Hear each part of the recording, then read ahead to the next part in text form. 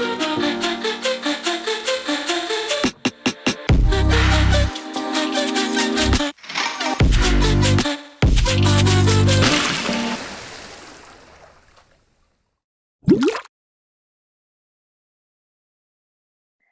everyone. Thank you very much for joining us today. Before we get started, if you wish to hear this webinar in Spanish, please make sure to click the interpretation button at the bottom of your screen. Si desea escuchar este seminario en español, por favor oprima el botón de interpretación en la parte inferior de su pantalla. My name is Valerie Cruz. I will be one of your co-hosts for today. I am an Olympic swimmer from Guatemala. For our webinar series, Underwater Chats by Panam Aquatics, it was created by and for athletes with the goal of creating a safe conversation space for crucial subjects of development and support that are not commonly discussed in the aquatic community. We have a great webinar prepared for you today, Mental Health and Wellness in Aquatic Sports. We will discuss everything from working towards and maintaining good mental health, the importance of finding happiness in the sport, speaking up when you're struggling, and finding support in your journey.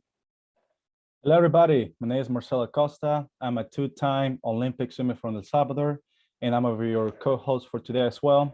And I'm part of the production team of this webinar series. It is a pleasure to have you all with us today. We have an amazing panel joining us today as we embark in this conversation. Today's expert speaker is a leading figure in aquatic sports. Dr. Carla Edwards is a sports psychiatrist who works with several national sport organizations and their athletes in Canada. She completed her BS and MS in chemistry at Mount Allison University while also competing on their varsity volleyball team. She obtained her medical degree at the Memorial University of Newfoundland and then went on to complete her residency in psychiatry at McMaster University. She's a high-performance mental health advisor for Cycling Canada and Swimming Canada and supported the Canadian swimmers at the Tokyo Olympic Games. She has authored several book chapters about mental health and has extensive experience supporting aquatic athletes and their multidisciplinary teams. In addition, our athlete panel is truly outstanding and inspirational group of aquatic athletes who are making an impactful change in the sport. First, we got Stephen Libu. He's a high diver from the United States. He graduated from Purdue University with a health and human sciences degree in both health and safety and physical education, and later obtained his license to become a certified personal trainer. He is a three-time NCAA All-American, Big Ten Diver of the Year, 5 times FINA World Championship medalist, and 5 times Red Bull cliff diving champion. Currently, Stephen is a high diving program coordinator at the new Aquatic Center in Fort Lauderdale. Maddie Sims is a former elite swimmer from the United States. She swam for Northwestern University, where she got a degree in magazine journalism and a master's degree in health, science, and environmental reporting. She's currently a content editor at HUM Nutrition, specializing in health, wellness, and beauty. She's passionate about making the world of health and wellness more accessible and removing the stigma around mental health in the athletic world. Next, we got Carlos Clavery. He is an Olympic swimmer from Venezuela. He swam at the University of Louisville, where he got a degree in marketing. He is a 3-time Youth Olympic Games medalist, an Olympic semifinalist, and a 6-time South American and Central American champion, and 10-time NCAA All-American. Carlos is currently living in Florida, working for an advertising technology company. And last but definitely not least, Francois Imbodulac is an Olympic diver from Canada. He's pursuing a degree in communications at the University of Quebec in Montreal. He's an Olympic semifinalist, Pan American Games and Commonwealth Games medalist, and a 2-time FINA World Championships medalist. It is truly an honor to have all of you with us today, and we hope our audience can learn a lot from you guys. Before we get started, let me say briefly how the webinar will unfold. First, Dr. Edwards will give us some insight into today's topic. Then we will open up the conversation with our panel. After that, Marcelo and I will moderate a Q&A session. So please feel free to enter your questions in the Q&A function at the bottom of your screen at any point during the webinar. We'll try to adjust them at the end. And finally, we will deliver some closing remarks. So once again, thank you very much for joining us. Dr. Edwards, the screen is all yours. Thanks very much, Valerie and Marcelo, for those introductions. It's very apparent that Pan Am Aquatics takes mental health very seriously, and I appreciate any opportunity to contribute to an outstanding panel like what we have here today. So I'm going to take a few minutes of your time to just lay some foundation around mental health aspects and how we see it overlap with sports. And then we're going to get into the really most important things from the athletes themselves. And I think that's where we all want to get to. So I'm just going to share my screen here and bring you through some short slideshow just to bring some things to the forefront.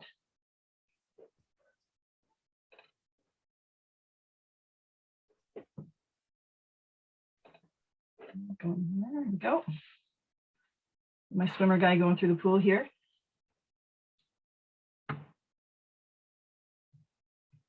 All right, so just a quick outline of what I plan to cover just over the next 10 or so minutes is really just looking at life's journey through sports. And we have all spent a lot of our time in our lives in sport, and for very good reason.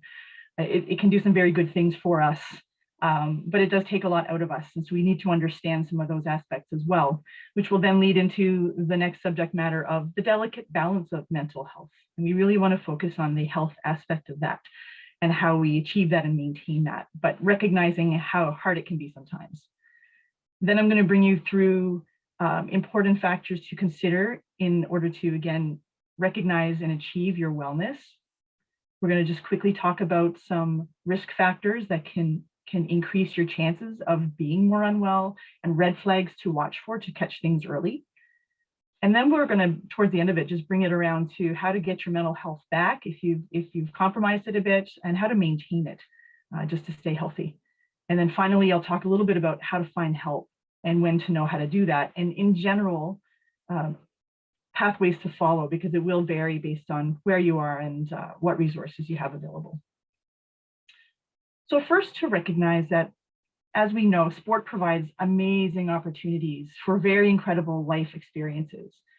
I am privileged to work in my practice as a psychiatrist with athletes all day long. All day long, I get to sit and talk about sports, all different types of sports. I just love it. And I always ask them key questions like, when you travel around the world for your sports, do you actually just stop and look around and look at, you're in Hungary or you're in South America, and like just the amazing beauty that is all around you as you travel around the world for your sport? And, a lot of them say, actually, no, we don't actually take the time. We fly in, we practice, we compete, and then we leave. And so I think one of the really important things that any athlete can do, and I would advise them to do as they go through their sport experience, no matter what level or how far it gets them, is to really soak up the journey along the way as well, because it can make a big difference. Also along the way, sport provides a social network for yourself. You meet lots of neat people that you wouldn't otherwise meet. Provides you with opportunities for physical development around strength and coordination and other. From an emotional point of view, we as athletes know you experience an incredible number of roller coasters throughout your career, from the pinnacle of success and excitement and strength and confidence to the depths of crushing despair if you don't reach those standards that you're looking for, you don't make that cut. It can be very intense. And to be successful and to be healthy, you need to understand and learn how to navigate through those. Financially, sports can be beneficial or they can be very stressful. They can create a lot of challenges along the way. And we know that in amateur and semi-pro or semi-elite sports, there's not a lot of money. So there can be a lot of pressures from that point of view. Again, travel can be good. It can be extensive and stressful. Education is important. You still need to get an education, but you need to learn that balance, but how to do that while still trying to be a high-level athlete. And you have an opportunity to travel internationally and attend some really neat major game opportunities. Sports also provides us with the opportunity just to navigate through normal life things, like mental skills. I alluded to some of those at the top part around navigating those roller coasters, but you learn a lot of other mental skills too, around dynamics and relationships and communication, very important things that then tie into life skills, planning and prioritizing and organizing and executing things. Technical and strategic competencies, again, sport related or just navigating life related. How do you do everything that you need to do in a timely manner and doing it well? And physical capacity.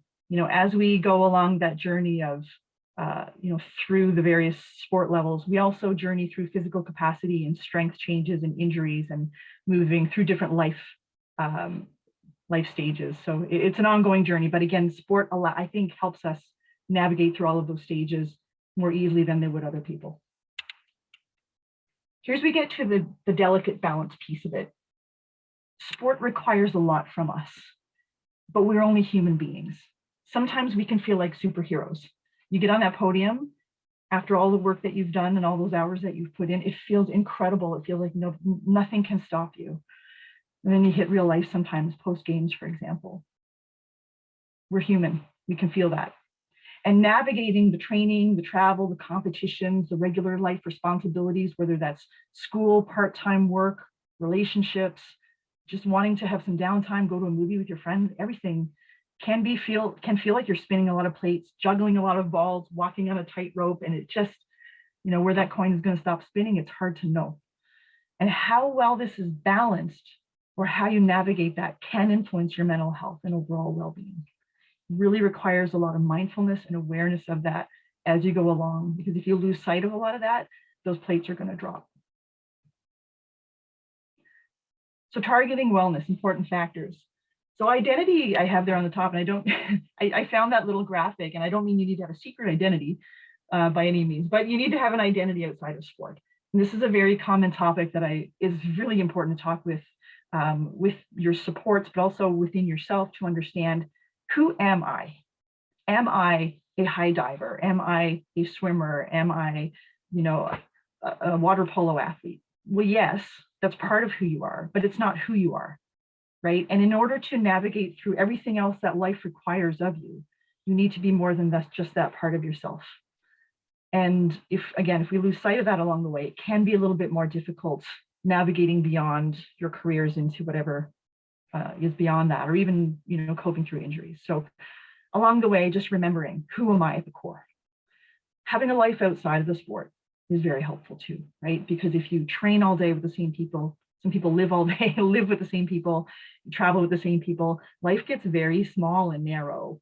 And the healthiest athletes that I've worked with, or those who are able to come out of not feeling healthy, the easiest, are those who have people that they can just talk to about other things, completely outside of sport, completely unrelated, or go to a city, go to something with people they don't see all the time. It's nice, it's a nice break. Remembering how to have fun. We go into sport for that reason. We all as children start out with sport for that reason. And as we progress along that pathway to more higher stakes outcomes, more serious, more time, more pressure, sometimes it's a lot less fun, and we forget about that. And most of the athletes who I support who really struggle with, that crux in their life where they decide, am I going to stay and keep doing this, or am I going to just move on? And what am I going to do then? That's why oftentimes it's not fun anymore, right? And I think that fun piece really determines retirement times and when they want to move on. But if you're not having fun when you're still in it, in the middle of it, and there's still a lot of time left in your career, it can really, really erode your mental health, I would say. Remembering your why, right? And this is the person on the side there with a bright idea. That's the why. This is why I'm doing this. And sometimes if you find yourself, again, questioning your identity, who am I outside of just an athlete? Do I have a life outside the sport? Is this still fun? The next question that a lot of athletes ask is, why am I doing this? Why am I spending all this time? Why am I going through all these injuries, then having to get all these surgeries and recoveries? And why am I doing this? And again, that's all tied into those other things. So if you find yourself in that position, really kind of going back in time, going, why did I start this at the beginning? Is it because I just wanted to be known as this, therefore that being your only identity? Or was it because I found all those other things fulfilling? The travel, the social connections, the physical literacy, the opportunities financially, just the ability to just be involved in so many things and have such incredible experiences. Remember your why, or rediscover it. Health is important above everything else, right? So health, again, these all tie in together. Health is so important because without that, you don't have all the other things. You can't have fun if you're not healthy, really, right? It's hard to have a life anyway, inside or outside of sport, if you're not healthy, if you're struggling, right? So health is really important. And mental health, I would say I tie to everything, because If your body is in perfect physical health, but you're not mentally healthy, you're still not going to have a good overall experience, right? So mental health is such an important building block. And then being aware of where you are on that spectrum of mental wellness. And I put that arrow there. And if you ever search for mental wellness continuum, resiliency continuum, you'll see this arrow, which goes from the red side or orange side, which is kind of like not feeling well, to the green side, which is optimal wellness, right? And where you are at in between. And I would say during pandemic, a lot of us kind of, moved along that spectrum at different times, but wasn't uncommon to be the sort of orange to red side where we just weren't feeling great, didn't feel good. And you struggle, and it can move either way, but more towards the green side, that's when you can roll with things. You can face stressors, but not be sidelined for too long. You can have good days, you can have bad days, but still feel pretty good overall. More towards the other side is when you're less tolerant of things, you want to spend more time by yourself, more irritable, you just don't eat as well, you don't sleep as well, just overall don't feel as well. So again, knowing where you are at any time on that spectrum, and then going back and try to figure out what that's related to, I think is really important. Let's talk a little bit about risk factors. In sport in general, any sport, some risk factors for mental health struggles for anybody. Being in an abusive, toxic culture or environment. This is a hot topic in sport right now. It's in every headline in every country for every sport, I would say, right? The abusive, toxic culture and environment. We know it has affected hundreds and thousands of athletes over the years. So if you find yourself in that type of environment, just be aware that can be a risk factor for not being mentally healthy. Okay, can erode anybody. In a lot of our sports, aquatic sports in particular, other ones like wrestling, athletic sports, other aerial sports, there can be an unhealthy focus on weight, right? And I know historically in some swimming programs, they used to just line up the swimmers on deck and just weigh everybody right after the other and make comments. That is not a healthy environment. That doesn't help anybody.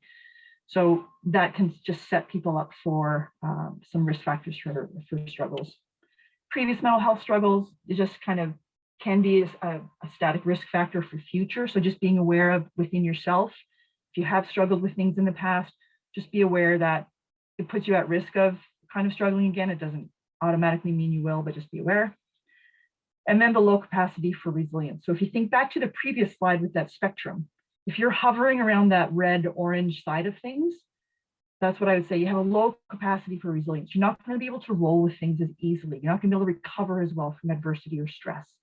You might be a little bit more at risk for becoming more anxious or more depressed. So we really want to focus on being as close to that green side as we can in order to just be able to tolerate life a little bit better.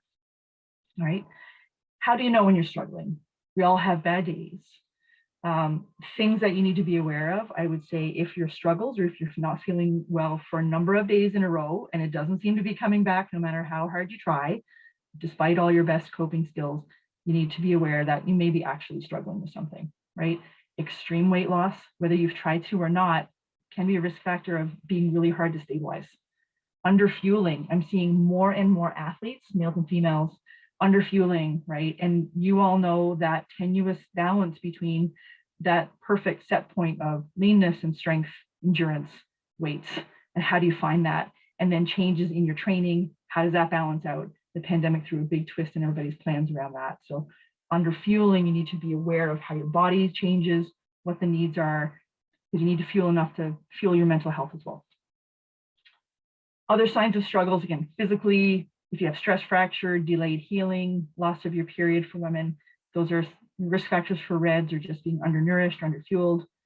Depression, again, we all have bad days, but we're talking bad days that are in a row where you can't seem to rebound, where it's affecting your appetite, your interest, your pleasure, etc., sleep and mood, or anxiety. Again, we all feel anxiety, but this is high stress for days in a row where you're having panic attacks, you're not coping very well, your body feels really tense.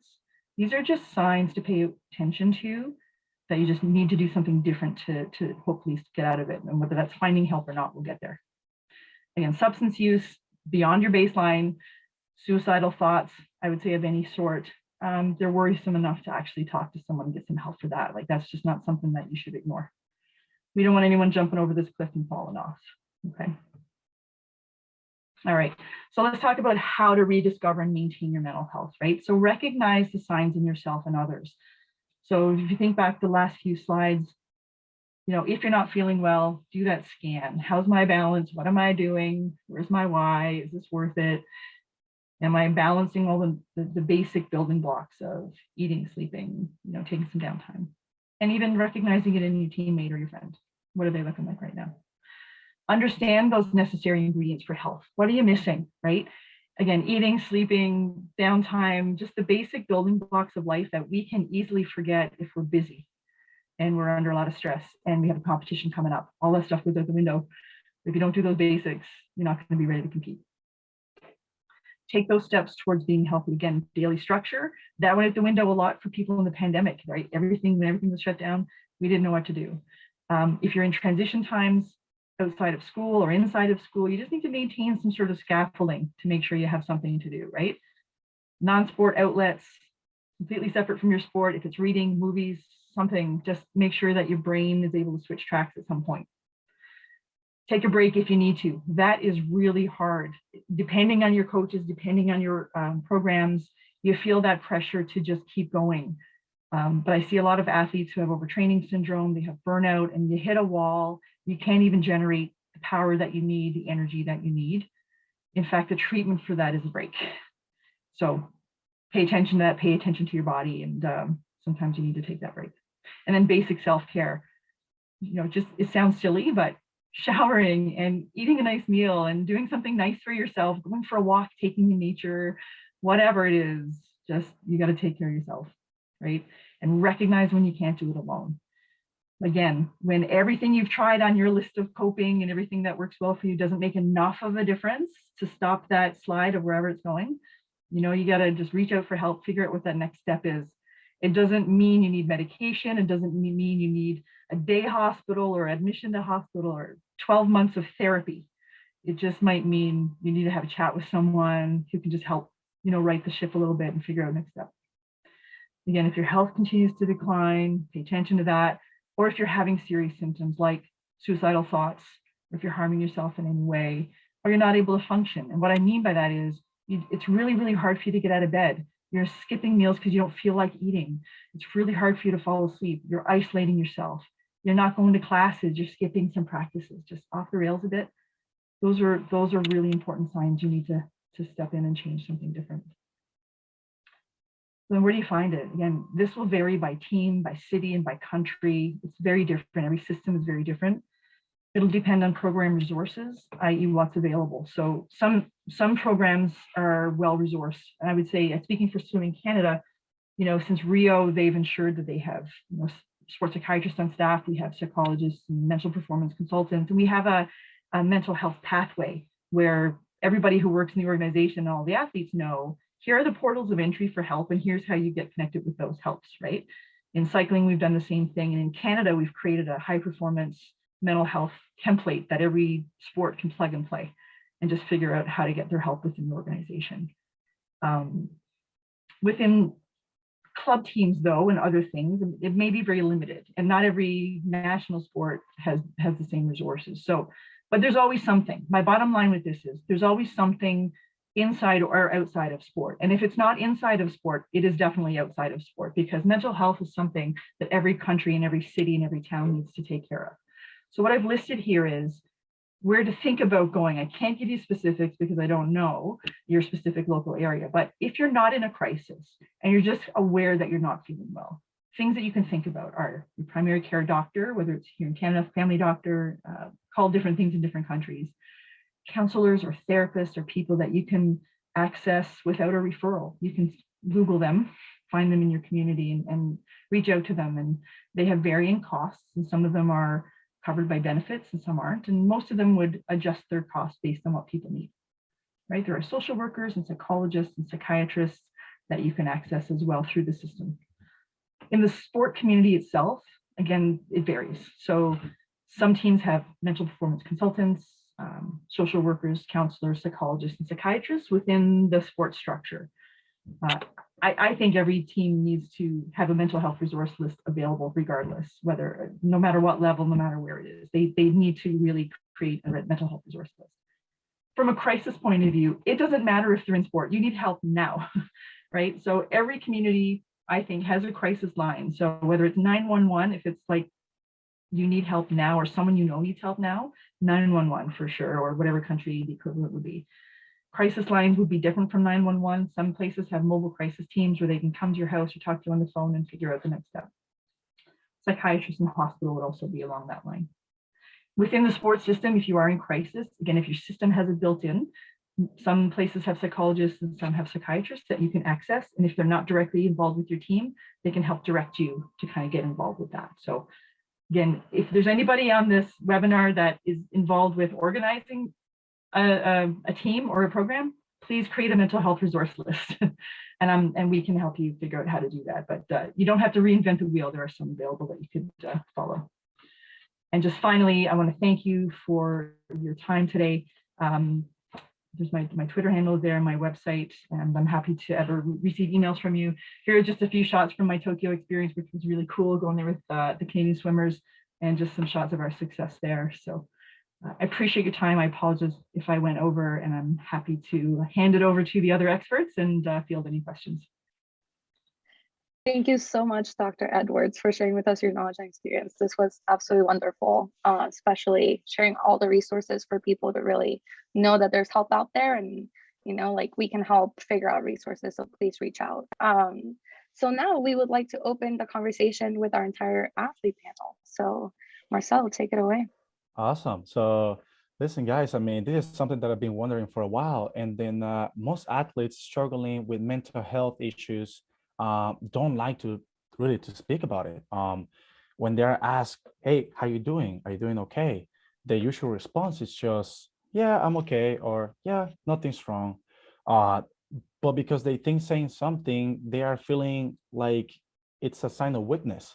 So what are your thoughts on this? Do you think speaking out about your mental state is a sign of weakness? So like being vulnerable is a sign of weakness, or is it actually courageous to speak about it, to have the courage to speak about it? Let's start, if you want, Carlos, will you start us off? Yes, of course. Hi, everyone. I think that a lot of athletes do see it as a sign of weakness, right? Just because we're always thinking about how we have to be super tough and how we have, to race or compete with best athletes in the world. So we shouldn't have to be vulnerable in front of people. It's like you're competing, right? Like the tougher you are, the faster you'll be in that sense. But and that's a mentality kind of, but it has been changing a lot. I think speaking up, and I have learned that throughout my career, speaking up when I needed help, speaking up when I was feeling down, it actually made me a better athlete. And a lot of the times asking for help, I think, makes you tougher instead of weak, just because it's not easy to speak up. It's not easy to accept whenever you're having problems, whenever you're doubting yourself, whenever you're struggling with something. And I think it is really hard to kind of take that step and be like, okay, I need to talk to someone, whoever that is, whoever is that, your coach or your sports psychologist or a friend, and then, take action on that. But that being said, I really think that the issue is most athletes do see it as a sign of weakness when it really isn't. I think speaking up, and I think that is why we're seeing more people speaking up in social media, just because it wasn't really talked about 10 years ago, 20 years ago, right? And the more people speak up in social media and people that younger generations are looking up to, it's going to be easier for them to develop once they get older. And I think that is something that I like to be a part of, and it's something that I like to speak up in my social media whenever I'm struggling. If there's something that, mental health or anything related to being in a high level sport, and so that people know that they're not alone and that we go through it. Because a lot of the time social media just portrays this perfect life, like everybody's just training their hardest and winning medals and traveling and having this like luxurious life, when it really isn't. Like in reality, like people are struggling, people can't sleep at night, some people struggle with food, like eating disorder, some people are really struggling with depression. And so I think talking more about it is going to help the younger generation and not feeling weak and being good at being vulnerable in front of people. Okay, perfect. I would like to know about Steven's opinion on this. Steven. Yeah, thank you guys for having me. It's an honor to be surrounded by so many passionate people in aquatics. So thank you guys. A couple of things. I think sport in general, especially at the higher levels, it tends to attract, or the people that stick with it, it tends to attract that type A personality, right? Super highly motivated, self-critical. And those are the people you see sort of stick with it, and especially in diving, that perfectionist attitude. And I think we see it a lot at the younger ages. I think there's a lot more, in the US, especially with sport being tied to university, we see a lot more resources as you transition into university. But I think at the junior level, especially, there's a lot of really vulnerable kids. And I think that as you get older and you gain those resources, you see it is a lot easier to reach out for help. And there really shouldn't be a stigma there. But I think especially with that hard type A personality that attracts people, that perfectionist, they take that on themselves and they feel that that's something they have to do. And I've been there, and that's why I can speak to that. And so super, super important, like Carlos said, to just put yourself out there, and it will make you stronger to be able to reach out and build the community, and at a certain level, any athlete you talk to, they don't do it alone. They're happy to admit that it is a community. It takes a community to get to that level. And so the quicker I think that you can embrace your resources, fall in love with the process of becoming great, then, you'll start to see some changes in your mental attitude. Yeah, for sure. Thank you for sharing that. And I want to ask, if you guys feel comfortable, can each of you share with us the struggles that you faced during your career with your mental health and or your physical health? How did you recognize that there was something wrong? How did you seek help? Did you have any support? And if so, how did you find the right type of support that you needed? Whoever wants to start off. I am more than happy to start. So I'm François, and I competed at the 2012 Olympic Games while suffering from a eating disorder.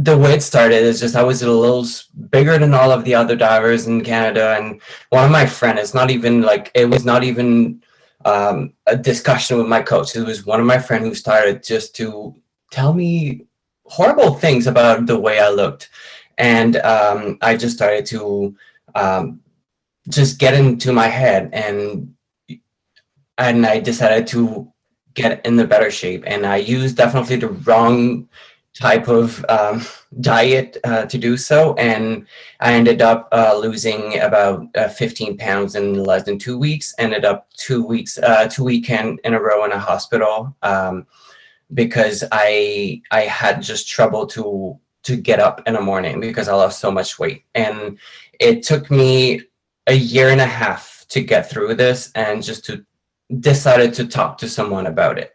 My main issue is I didn't want to bother anyone with it. I mean, we're all struggling with something, especially during the Olympic year. We're all having our own issues, and I didn't want to bother my friends with it. And then it took me a year and a half or a year after the Olympic Games just to sit down with my coach and say, you know what, this is what's happening with me. I'm suffering from an eating disorder.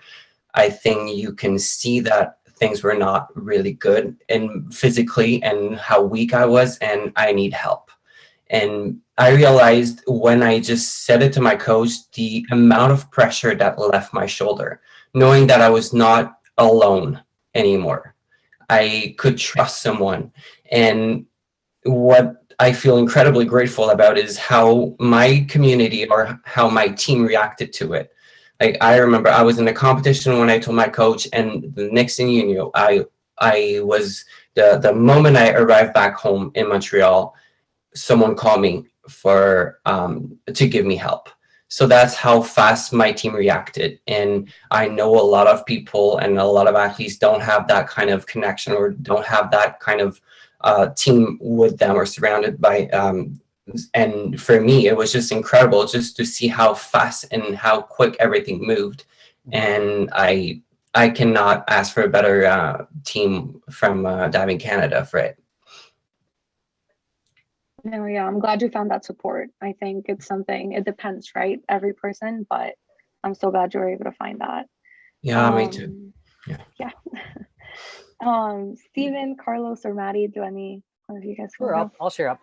My experience is, so the thing with mental health too is there's so many subsections of mental health. And so mine in particular was the overcoming injury part of mental health, which, I'm sure every athlete can, attest to. And, but so my story basically was, I'm a big believer in respecting your fear and keeping your fear in a healthy level. If it's too high or too low, various things can happen. It's really about respecting your fear and keeping it in a healthy level.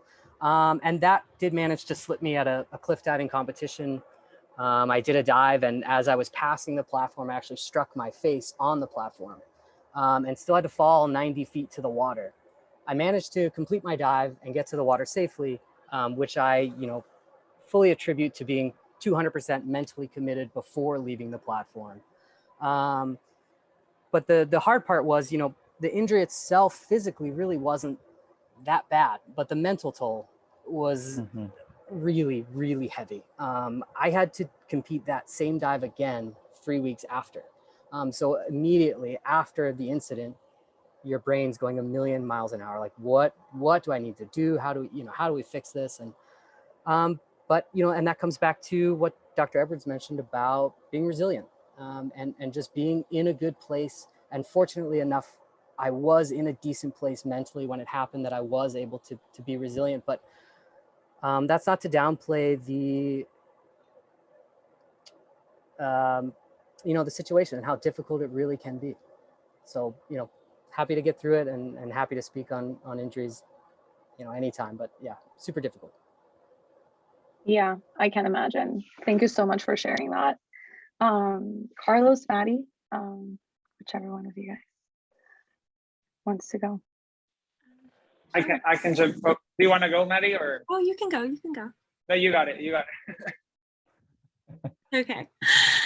I think probably a lot of people's, my journey with mental health during my athletic career kind of went in waves. So it actually, I first kind of battled mental health issues outside of the sport. I suffered abuse and assault when I was a teenager, which kind of led to depression, anxiety, that kind of bled over to all aspects of my life. But I think especially in swimming, I'm sure Valerie can attest to this too, is just the kind of this grittiness across the sport that you just keep going. So, I was able to deal with it just enough to kind of get through to college, get through the recruiting process, get to a team. And I think that's kind of the challenge in this sport, any sport, is that, you'll come into contact with different coaches and different people in different situations that may re-trigger, things that you've dealt with before, you're dealing with currently. So I definitely suffered in an abusive, toxic culture in college, and was kind of, targeted by a coach who, had unhealthy focus on weight, as Dr. Edwards mentioned, kind of verbal abuse, things like that. And so it took me a really long time to admit that I needed help. I needed to get out of there. So I, dealt again with anxiety and depression, and it's, very isolating in a sport where everyone around you is doing the same thing. So you're wondering, maybe I'm just not tough enough, or, maybe there's something wrong with me. So eventually I was able to remove myself from that, but it took a really, really long time. So I can really empathize, how difficult it is to kind of walk away, one, from your team, but also from a sport that kind of defines you. It takes up so much of your time. But yeah, I'm a huge proponent of therapy. I go twice a week. I think if you if you can find therapy, like Dr. Edwards said, therapists will adjust their rate. That's kind of what I did in college. Find people who you really trust in your life. That's how, Valerie and I became so close. There are people out there who will understand, even if it feels like no one could possibly understand what you're going through. But yeah, I think I think it's the bravest thing you can do. It's the highest form of self-care, and you'll never know your potential as an athlete, but also as a person, if you don't heal your mental health first. For sure. Thank you so much for sharing, Maddie. And yeah, Maddie and I were teammates at Northwestern, and we didn't know, we didn't speak about it, I think, until a year and a half in, when we were in the experience, which now thinking about it, it sounds crazy. Like we could have had each other for a year and a half, have that support. But same thing, I came from an abusive background when I was in my childhood, same thing, sexual abuse, eating disorders, high depression, PTSD. And going into college, again, you're kind of thinking like, oh, you're going to get this supportive environment. And it was the complete opposite. And we had to deal with a very toxic, abusive environment that triggered so many things from the past. And what Maddie said, kind of finding your community, finding the help. I was really grateful to find Maddie, like kind of, you know, we understood each other, we got it, and we kind of got through that. And we were a support, like we both medically retired. I think that was a tough decision as well, kind of prioritizing your health over anything else. And that was meaning you were dropping a spot on the team, dropping NCAAs, dropping an Olympic team, like, but your health has to come first at all times. So no, I definitely empathize, and we went sort of through the same thing. So yeah, thank you for sharing. And Carlos. Yes. So I feel like when I hear y'all talk and all your stories, I feel like we all go through a lot of the same things. And I mean, I'm glad we're having this conversation, and the people hearing this can, you know, kind of relate to a lot of the things that we mentioned.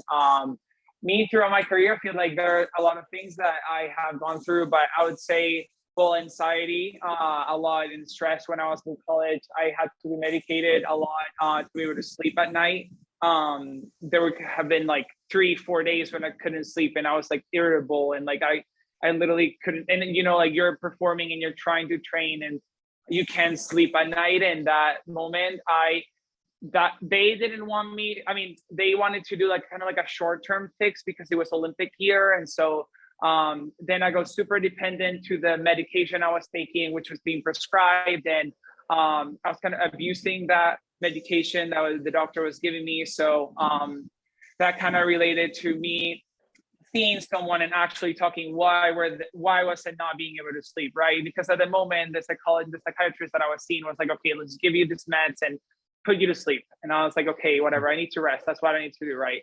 I was able to get through it, and later on I did struggle with an eating disorder, which was something hard for me in terms of I did not have a big support system, because you also don't want to bother anyone, like Francois was saying. Like it's really hard because it's kind of like something where you're struggling, you don't want to like tell your friends or your coaches. It's something that you tell yourself that you can kind of do on your own, but a lot of the times you can't, and you dig yourself in this hole where like it's even harder for you to come out of. And so I struggled with that for over 2 years. I would say in and out. And because the first time I even approached a coach about it, he told me, he kind of didn't make it seem like it was a problem, right? He was like, oh, okay, you're struggling with an eating disorder. Like, do guys struggle with that? And I was like, well, this is what's happening to me. This is how I'm feeling. Like, this is what's been going on.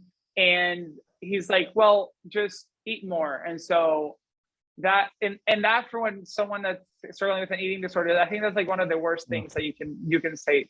And I think that's what kind of pivoted to me. I'm not talking about it. And so like it was hard for me to kind of ask for help, you know, like even my family, my friends, other coaches, because I was like, okay, if I told like my really close coach, like, and he's kind of not seeing this as an issue, and I wasn't really performing at the time either. So he was like, well, like just like you need to do this more, do that, and like instead of like actually seeing like the problem and facing it straight on with me, I think that was hard for me to like also being able to speak up. That's why I think a lot of athletes also struggle with that, because they're like, oh, like you just need to be tougher. Like, oh, it's just a phase. Like you're just going through a phase. Like it's normal.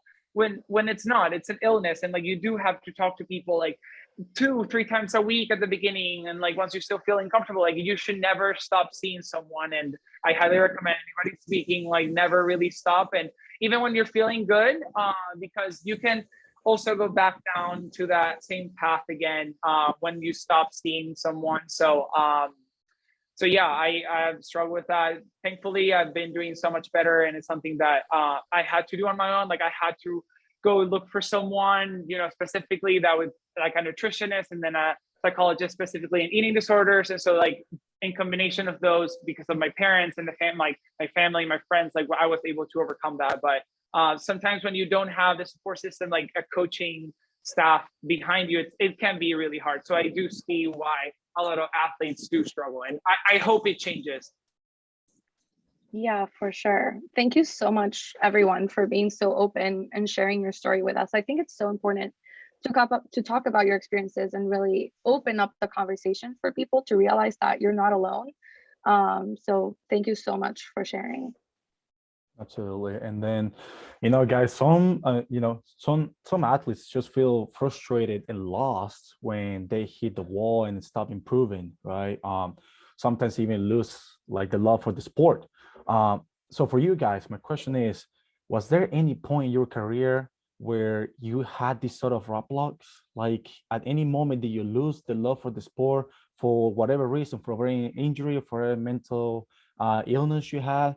Did you lose any? And if you did, what did you do to get that back, to find that joy again? What did you do?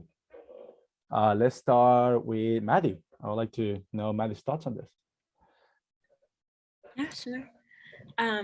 Yes, this happened a few times during my career. Unfortunately, I think it's quite common for women to plateau in swimming pretty early on.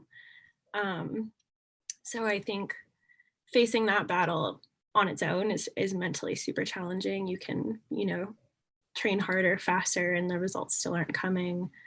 And so I think to get through that, I had to like really rethink the way I was training and what I was doing. And so, focusing more on technique and getting smarter about the way I was training and eating and, all of those things, resting some more. But I think also like that was kind of the first step in me realizing like my confidence needed improvement, because I think once you stop getting those results early on, I think it can take a massive, hit to your confidence. And so that's something that I started working on.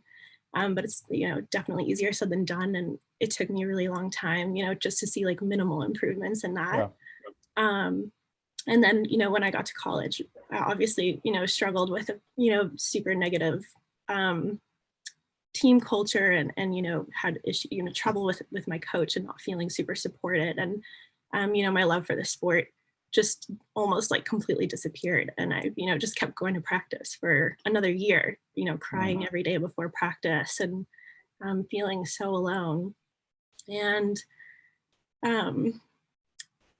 I think if that's the case, I think I never want to promote like giving up, because I don't think that's what it is. Or, like that was my fear for so long. I didn't want to be a quitter. Like swimmers don't quit, but right. I think there's absolutely no shame in removing yourself from an abusive and toxic environment. In fact, I think it's the best thing you can do for yourself. And it's so much harder than it sounds. And it took me so long. And, I had to go through a lot of, they make you, you kind of have to jump through hoops. You have to stand up for yourself a lot. And so I think, honestly, the best thing you can do if you're in that situation is to, get out of there, remove yourself, and start taking care of yourself immediately. And it took me a while to kind of rebuild back my love for the sport. After that, it took me about 3 years away from the pool. And so I just hope that if anyone's watching that is in that situation, it does come back and you can heal from that. There's a reason like we swam for millions of hours and love being underwater. There is something like so powerful and calming and peaceful about it. But I started really slow. I just started like getting in the water for 30 minutes and kicking underwater because that was my favorite thing. So I think you just have to return back to the things you loved about it before, it all kind of went a little bit south. Yeah. But yeah, that's absolutely how I rebuilt. And with the underwater thing, I was just going to say we are the opposite. I like to stay the least amount of time possible on the water. So good for you. I would like to know Francois' opinions on this. So was there any point for you that you lost the love for the sport and that you find it back for you? I think it's completely normal at one point in your career to Yeah. just hate your sport. Like just waking up in the morning, not wanting to go. And that was the case for me. I would say the last year and a half of my diving career, I suffered from multiple injuries where in the morning I could not really feel my arms. They were all numb. It was just really, really hard. And some dives, because of my injuries, I couldn't make them anymore. I couldn't do my dives anymore. And it was supposed to be a 1 year Olympic year, but it was actually a 2 years Olympic year. And for the past year and a half before the Olympic trials, I was suffering morning to evening every single day. And I remember going to practice, sitting in my car, having mental breakdowns, crying, panic attacks at the pool. And I just wanted to push through. Like my goal was just to finish, just to never give up no matter what, because like Maddie said, we're not quitters. Like it's part of our culture in the sports, like just do it. And that's what I did. And I didn't care if I was going to end up my career was going to end in a disaster. I was just like, I just want to finish it. I just want to make sure, just to do it. And it happened. Like I finished my career in a really bad way, and the worst way possible was just to hate your sport. And that's how I finished my diving career. And after Olympic trials, I went to this little journey on my own. And then 3-4 weeks after, I just contacted another coach and I said, you know what? I just want to love my sport again. I just want to go back to the pool.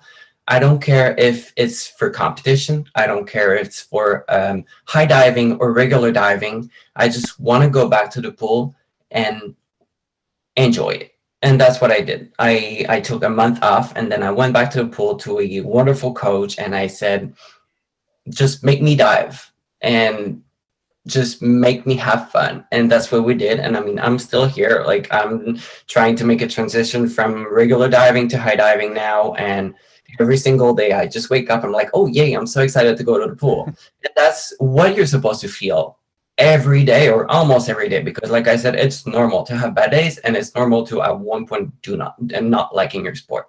Oh, yeah. But at the end of the day, you just want to know that, you know what you did today, it was good enough, it was fun, and I want to repeat that again. Absolutely. And then, that just reminds me of a quote that I just looking at it the other day.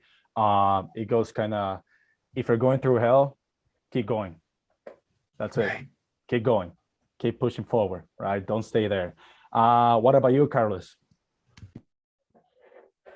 Yeah, so I think that every athlete has been in that position. I think that after 2016, it was really hard to just stay motivated.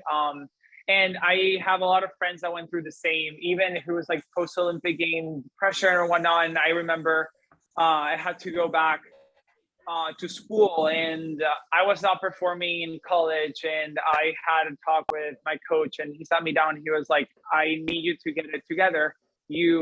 And I was like, I'm not enjoying coming to practice. I only had a week off, and I think I deserved more. Like I put so much effort into preparing for Rio that I need to take time off. Like this is, I cannot just like refocus and start swimming college season and go to all these meets. And I think he understood that, even though it was not as easy to understand, like I would say. But that time I did kind of had to push through, but at the same time was trying to have fun. I didn't like it though, but a lot of people on the team, I was trying to make it as fun as possible, like laugh. Even like sometimes people are like, fake it till you make it. And I think that sounds bad, but a lot of the times it really does help. And so kind of I was trying to, kind of faking it, even though I was like, oh, I hate being here. Like I hate being at meets, and, kind of like faking it until like you start kind of finding that joy again. And I was like, okay, I like racing again. And I started to like that. But I do admire the people that know when to walk away from the sport. And I think that is a very hard topic because people are like, oh no, like you just gotta keep going even though like you're struggling and you hate the sport and you're like at some point it's gonna get better again. But at some points it really doesn't. And I think a lot of the times it's better for your health to just be like, okay, you know what, like I am done. And I think that's what happened to me after not making Tokyo, after struggling with all the issues that I did after being postponed or whatnot. Like I was also kind of in the same position as Francois. I was like, I just need to finish it no matter what. Like I need to put all the eggs in one basket. Like even I'm sucking and I know I most likely won't make it, right? But I just want to push through and finish it. And I think I do regret it because at the same time, I think it would have been better to be like, you know what, I need to take care of my health. I don't want to finish this way. Like I love the sport right now. I don't want to hate swimming.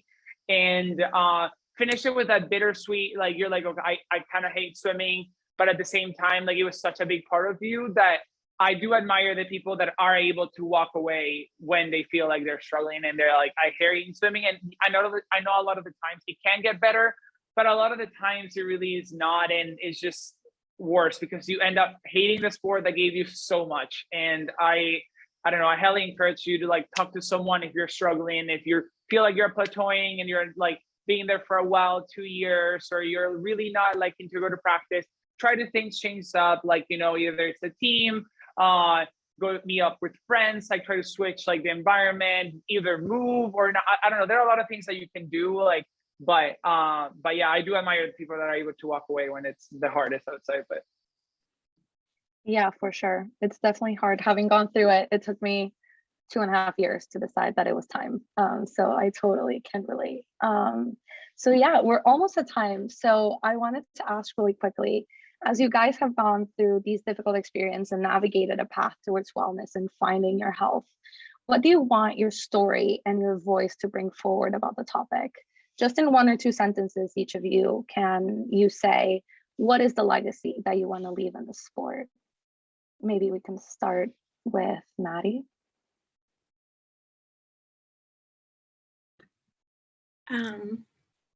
Sure.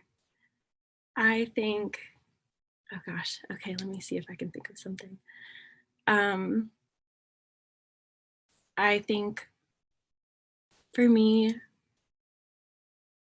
the biggest lesson from everything that happened to me, especially, you know, in my athletic career, was just the power of saying something.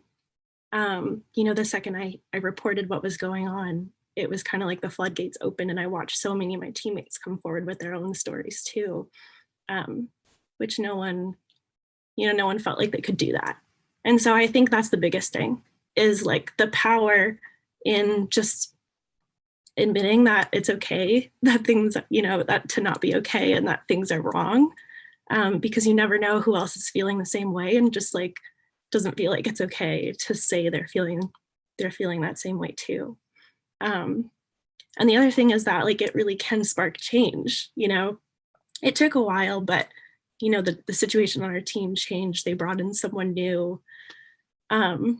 So, you know, there's so much power in standing up for yourself. I think especially as a female, it can be, you know, the reporting process is pretty discouraging. You know, it's very, very hard to continue on in the face of people trying to invalidate the things you're saying. But it's so important, not just for you, but for everyone else around you and you know, the women to come.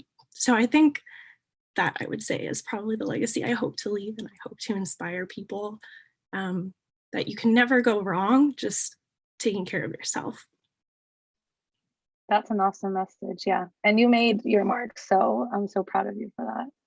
And Stephen, how about you? What's your legacy? Yeah, a legacy is a little tough to define, but if I had to give some advice, I think a lot of what Dr. Edwards is really on par.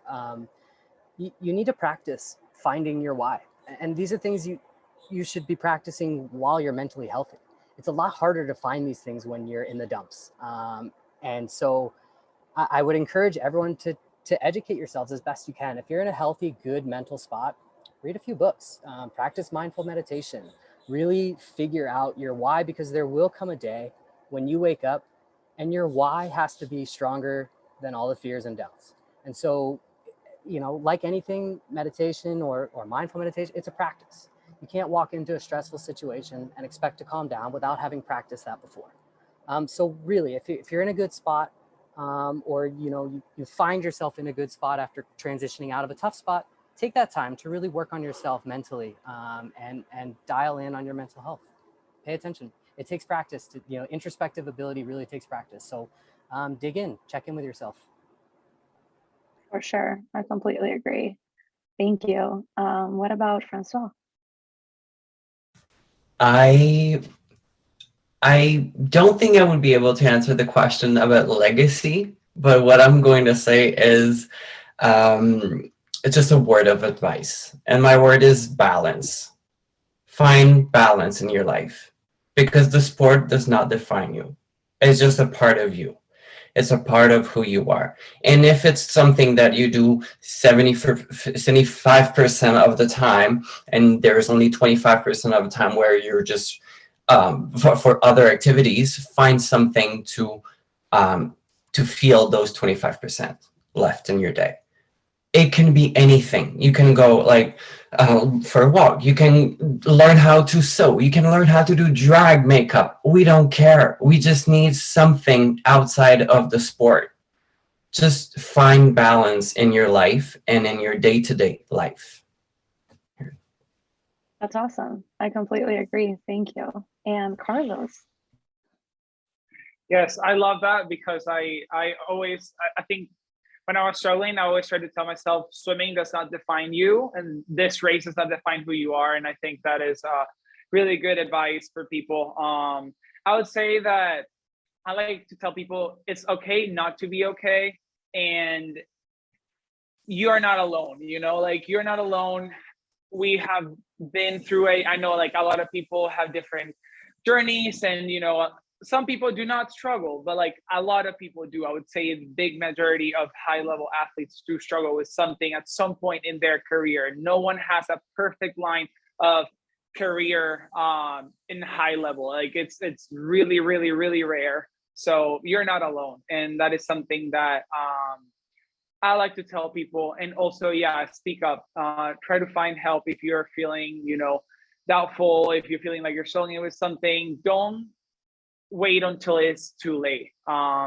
So whenever you feel like you already have a problem, it's too late. So I would say try to speak with someone as soon as you are like, okay, this might not be too normal, or like, why am I feeling like this? Just speak up right away. Don't wait too long.